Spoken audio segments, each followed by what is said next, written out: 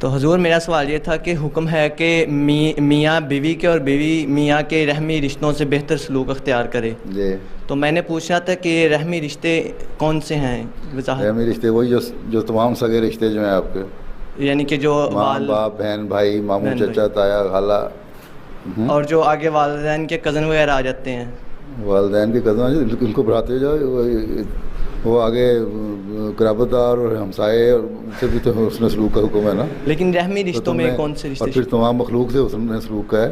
پھر حضرت موسیٰ نے فرمایا کہ تمہارے جو ہمسائے ہیں تو تمہارے 4 گھر والے ہمسائے نہیں, جی, بلکہ 100 کوس تک تمہارے ہمسائے ہیں.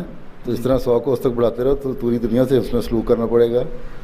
اللہ تعالیٰ نے حقوق العباد کی جہاں حکم دیا اللہ تعالیٰ نے, اور علیہ وسلم نے اس کو بڑا زور دے کے فرمایا. حضرت مسیح علیہ السلام نے بڑا اس کے بارے میں تلقین فرمائی.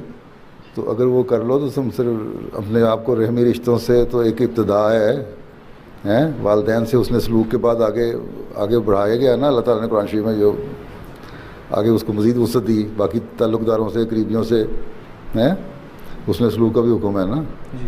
تو اس طرح اپنے آپ کو وسعت دینی چاہیے اس تعلقات کو.